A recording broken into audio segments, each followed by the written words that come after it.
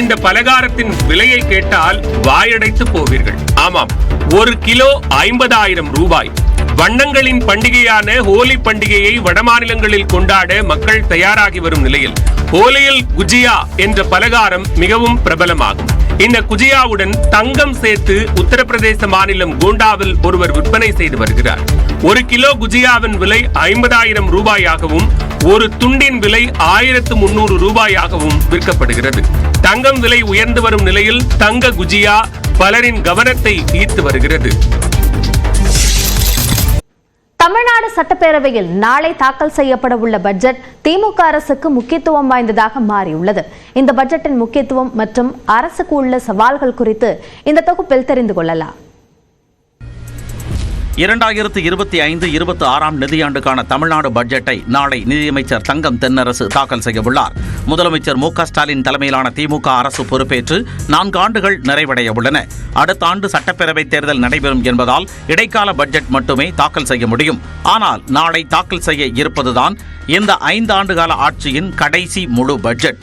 தேர்தலுக்கு முந்தைய முழு பட்ஜெட் என்பதால் கவர்ச்சி அறிவிப்பு வெளியாகுமா என்ற எதிர்பார்ப்பு நிலவுகிறது.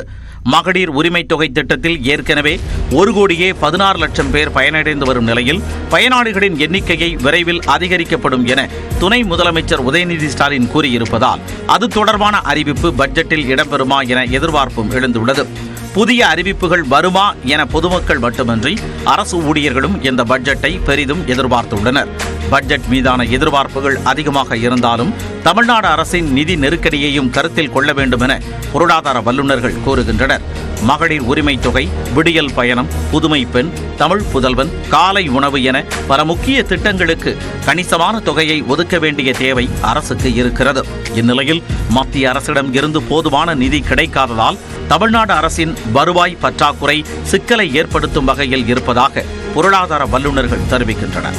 ஜிஎஸ்டிக்குள்ள போனதுனால 2 விதமா, ஒன்று நம்ம பிஸ்கல் அட்டானமியை இழந்துட்டோம், 2வது நம்ம ஏற்கனவே இருந்த நிதி ஆதாரங்களிலிருந்து சரிஞ்சிருச்சு. ஒன்றிய அரசிலிருந்து நமக்கு வர வருவாய் 24% தான். நம்ம செலவுல 12-13% தான் அவங்களோட வருவாய் இருக்குது. அப்போ முழுமையாக நம்ம சோர்ஸையே நம்பி இருக்க வேண்டிய ஒரு சூழல் இருக்குது. எனினும் தமிழ்நாடு அரசின் நிதி பற்றாக்குறையும் கடனும் குறிப்பிட்ட வரம்புக்குள் தான் இருக்கிறது என சுட்டிக்காட்டுகின்றனர். 94,000 கோடி ரூபாய் நிதி பற்றாக்குறையுடன் கடந்த ஆண்டு பட்ஜெட் தாக்கல் செய்யப்பட்ட நிலையில் இந்த பட்ஜெட் அரசுக்கு சவால் நிறைந்தது என வல்லுநர்கள் குறிப்பிடுகின்றனர். இதனிடையே தமிழ்நாட்டில் முதல் முறையாக மத்திய அரசை போல் நிதியாண்டு பட்ஜெட்டிற்கு முன்பாக பொருளாதார ஆய்வறிக்கை தாக்கல் செய்யப்பட உள்ளது. இதற்கு முன்பு துறை வாரியாக மட்டுமே பொருளாதார ஆய்வு நடத்தப்பட்ட நிலையில் தற்போது ஒட்டுமொத்தமாக தொகுத்து வெளியிடப்பட உள்ளது. பொருளாதாரத்தை பற்றி ஒரு ஒட்டுமொத்த ஜாதகம்னு சொல்லலாம்.